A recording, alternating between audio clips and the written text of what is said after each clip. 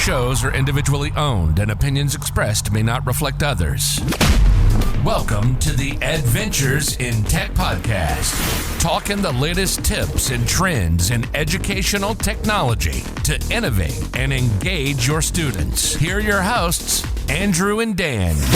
Back at it once again, day number 2 of NYSCATE. My name is Andrew. And I'm Dan. And we actually have a special guest here. Now, before we give the proper introduction to this next individual, he needs no introduction. He does, no, because we did mention him on the podcast before, and we've mentioned his name, and we said he was going to be here, and we finally conjured him to be coming onto the podcast. This is Art. Hi, Art. What's going on, guys? Nice to be here. Long-time listener, first-time caller. So for those who don't know, as you all know that Dan and I are tech integration specialists in the district, and Art is our direct superior. He's our boss. So, of course, it's great to have Art on the podcast. He is a director of technology. He's a Google innovator. He's done our job. He's been a building level administrator. I mean, he's a jack of all trades. #1 Chromebook fixer in the world, I think. I'm out of ideas. And he was a social studies teacher. Oh, there it is. Make sure we put that out there. That's where the roots are. The roots in the ground, literally from social studies. So Art's here, and we're going to get the perspective on what he's been up to with the conference. It's day 3. We had talked about the Maker Fair on Saturday. Yesterday was really day 1. Today's day 2 of the regular conference for NYSCATE 2021 Better Together. So, Art, you had corporate councils. Let's explain, what are corporate councils? Corporate councils is a little bit different piece of the conference, and what we're doing there is we get to meet with a select group of individuals, usually administrators, some tech integrators. They try to mix it up a little bit, but we meet with certain vendors and have like a think tank. We have a discussion on topics that are interesting to them that they want to get feedback on from us. Okay, very good. So kind of like a preview of products to come. Products to come, ideas to come. They really try to hash out any ideas and get our feedback before they launch any new projects. So kind of like beta versions of things. Yes, All most right. definitely. Is there anything, without full disclosure, because you probably can't give it, is there anything exciting coming out that you've heard out of the corporate council session so far that you've attended? This particular year, one of the things they're looking at is how to improve cellular service in the buildings again. There's been that ongoing conversation. Obviously, with the pandemic, we were dealing with families that did not have access at home.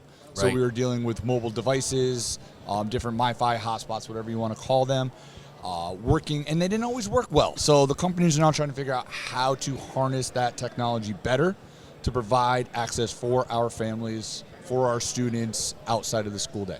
But also bringing that technology in, because as we know in a lot of our buildings, they're bomb shelters. You walk in, Right. you have no cellular service whatsoever. Right, and it's been a big discussion on the podcast, the theme of equity, and equity amongst all of our students, which is obviously a big component because we want them all to have equitable experiences.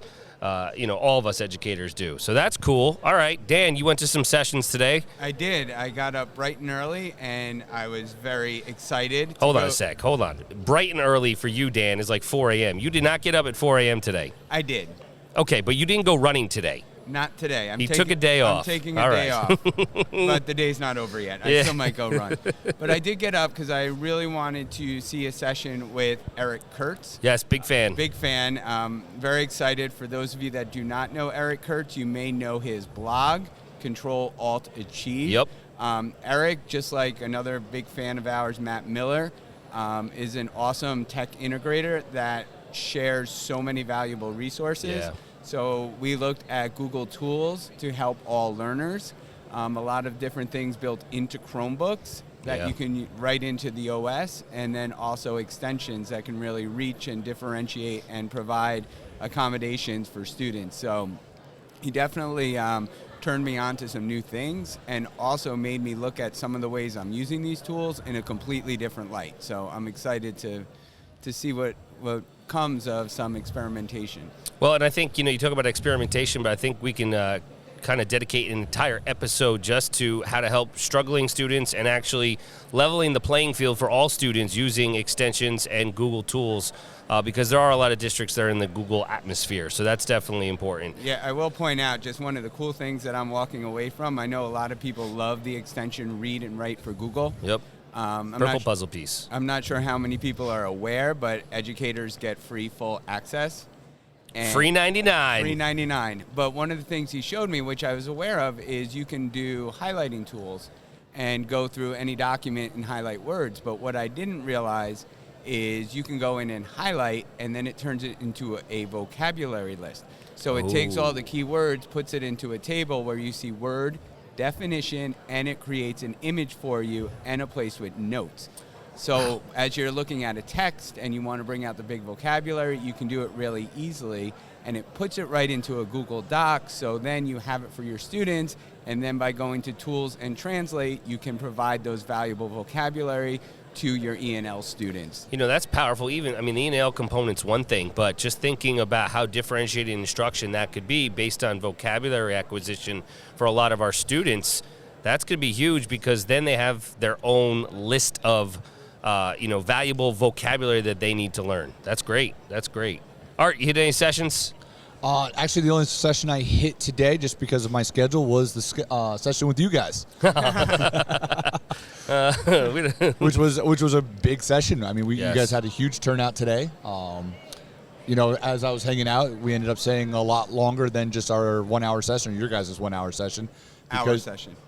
Yeah, all of us. All of us. Teamwork makes the dream work, baby. But we had a lot of people that came and stayed after, and with a lot of great questions and a lot of feedback and follow-up, so it was looking pretty good. Yeah, it was a great. What about yesterday? I know we didn't get to talk to you yesterday, Art. You didn't hit any of the sessions yesterday. I know you had corporate councils as well, but... Yeah, I spent a lot of time with corporate council yesterday. I had some side meetings with a couple vendors, a couple colleagues of mine looking for some additional projects, side projects that they want to work on, looking for piloting a couple of new ideas, and I like collaborating with my colleagues, so we definitely had some sit-downs yesterday just to see what's on the horizon and what we can help with in the near future. That's great. So it is Monday at the NYSCATE 2021 Better Together Conference. We are here through tomorrow, and wraps up kind of mid-afternoon tomorrow. Dan and I do have another session on digital badging. That'll be the last session slot of the conference. We do have one more session to present on, along with John and Tara, who are on a previous episode. They have another one tomorrow as well. As we start to look, we're on the exhibition floor and looking around. You know, there's a lot of, you see the typical interactive display panels, and you see some 3D printers and this kind of stuff. Is there anything that has caught your guys' attention that's like, ooh, wow, it's kind of like,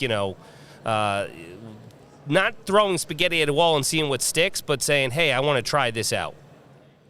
I've been looking a little bit at not so much connectivity, like in terms of Wi-Fi, but power.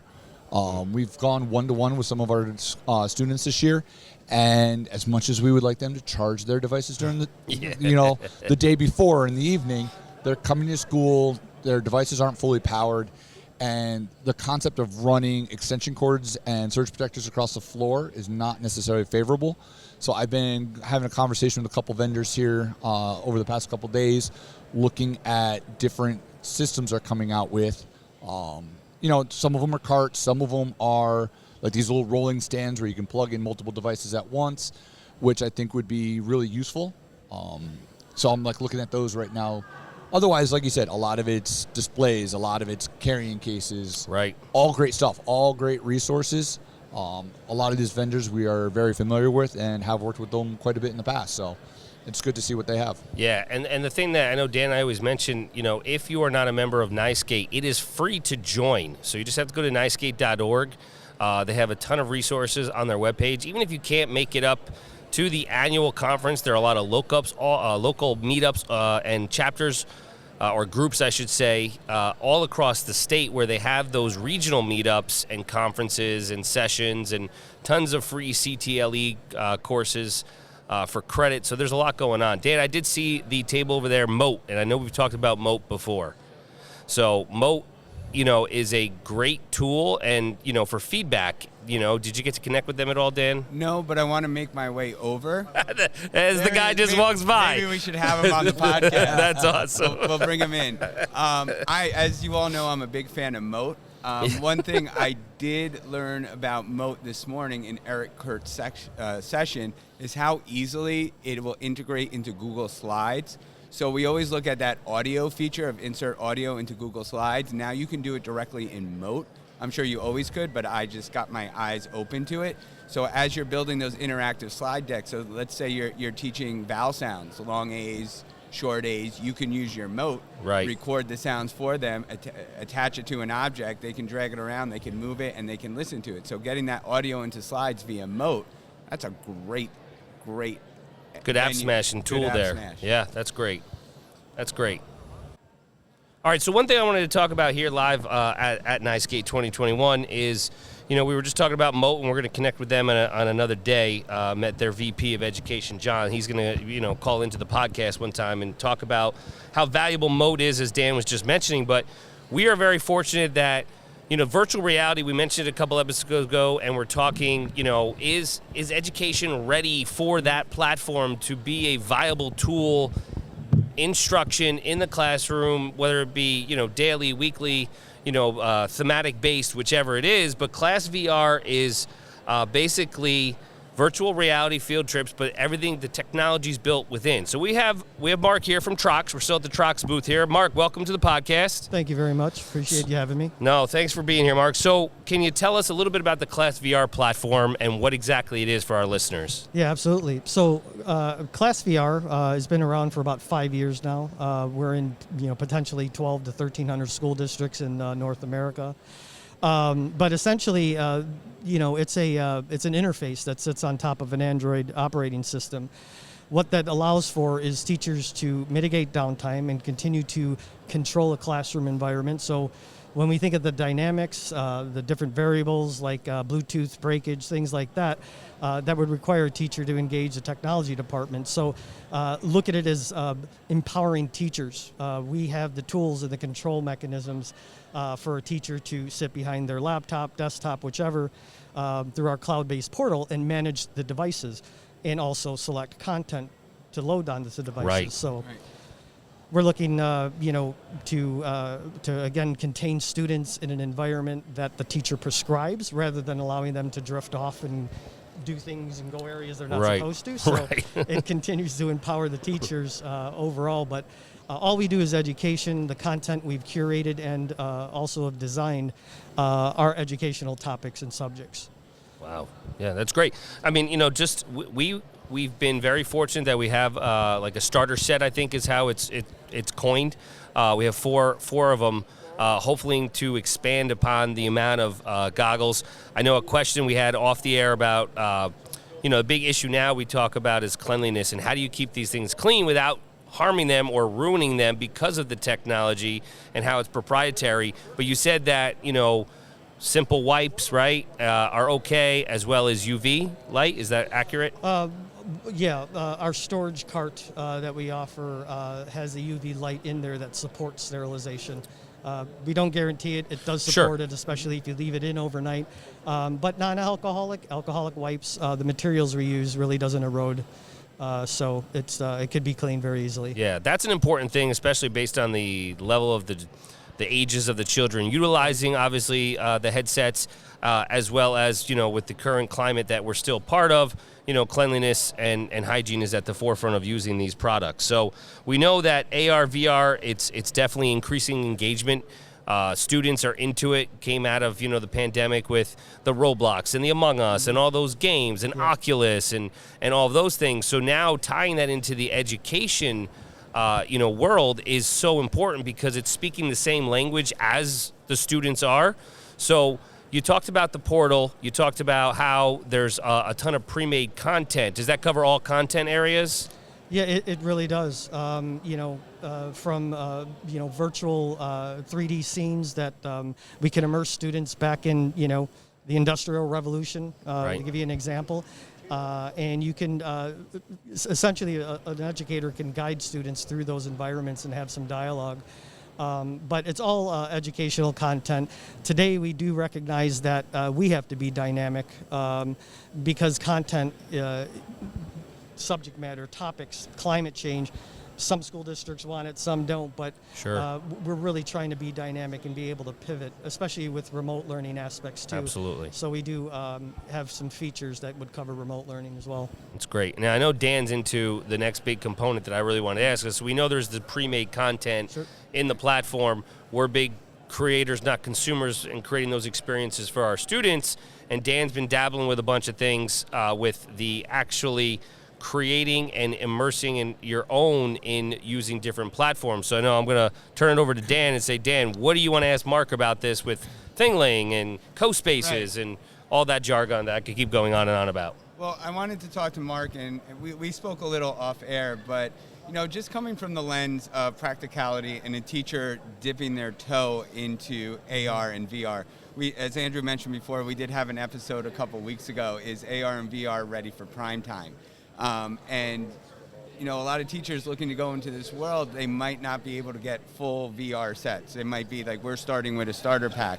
There's a lot, so if you can talk a little bit about, because you said teachers can create experiences for students, but what about students being able to create something? So as we have a whole class working on developing some sort of VR experience, and then being able to share it and view it through a limited number of headsets, how would that process work? Is it even possible? Yeah.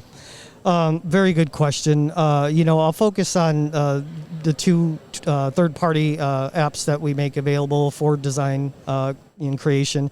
Co-spaces, it truly allows students, especially if they're learning how to program and code, they can write script using different languages in co-spaces to create 3D environments. So I'm certain you guys, have heard about the metaverse. It's coming fast and hard. Oh, the metaverse is coming. Here we go. So essentially, these 3D worlds and environments students can create and then write a script to make it animate. So all of that can be done in co-spaces, and then you're very easily just grabbing that URL and pasting that into our management portal to push out that content to the devices. So again, it's one aspect for design, especially if students are going to take on that project. They're able to kind of walk through everybody else in the class on their design. So, the metaverse is going to create a ton of opportunities, and what we do very well is make sure that teachers and students are kind of dipping their toe, and we lessen the threat of the intimidation, of using this technology in schools.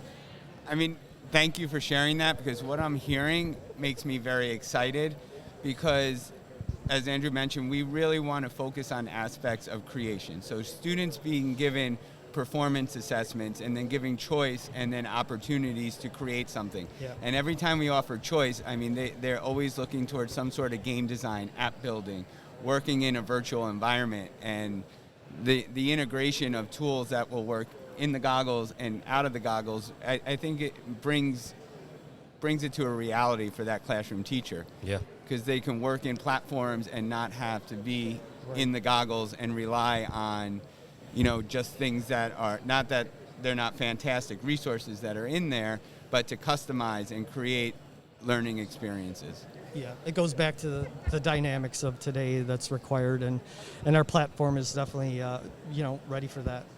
That's great. Well, Mark, we do appreciate you coming on. Yep. Obviously, anybody who is interested in getting a set of Class VR, now they come in increments of 4, is that correct? 4, 8, and 30. Yeah. 4, 8, and 30. So you can definitely dip the toe in the water. You can talk to whoever is in charge of purchasing at your school district, and we can get you connected. We'll get Mark's contact info at Trox. So if you are interested and you want to definitely get a quote, you can talk to Mark, and he can kind of give you some more information on that as well. We greatly appreciate it. Thank you so much, Thank Mark, you, for Mark. coming Thank on. you. We're Appreciate excited to use the platform more and more. You answered some questions off the air, as Dan said, about what we were looking for. But I think we're pretty much going to wrap up, right, Dan? We'll be wrapping up day 2 officially here of the NYSCATE 2021 Better Together Conference. Any last thoughts, Dan? I'm just excited. I'm excited because there's just a buzz here of people, common-minded people, looking to support each other. So it doesn't matter if it's a vendor or someone in your session or someone you just meet, and say hi to. We're creating connections in order so we can share, brainstorm, build those personal learning networks. I mean, how great it is, like we presented at a session, or you go to a session and all of a sudden you have 10, 15 new people to follow on Twitter, or they're following on you. That's it. And then, all of a sudden you have that ability to share with so many more individuals. It's great. Yeah, I'm excited that the conference is back in person, getting to connect with these educators, as Dan said.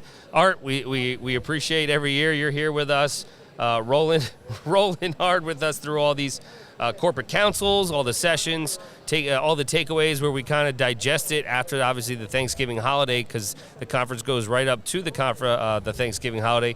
Any final thoughts for you, Art? We discussed it earlier. If you have not checked out NYSCATE, definitely do so. I've been involved in this now for 12 years. A lot of the people that I've met, we continue to see year after year. It's a great time for our colleagues to get together. Definitely check it out. Definitely check out the events in your area that are tied back to NYSCATE. There are throughout New York State everywhere. We just had a little session earlier today with our group from our region, and hoping to bring back more face-to-face events as well. That is our goal. That is the goal of NYSCATE this year, that whole Better Together. We're going to take that forward and hopefully see a lot more events occurring throughout the regions. Yeah, and that's the big part, too, is not only, when we get to this state level, but the local level is really important to kind of work together with your colleagues. So, all right, so we're going to wrap up today. Once again, tech hard, work smart, live an adventure. Find Andrew on all socials at A Nicola Tech and Dan at WCSD Tech DR.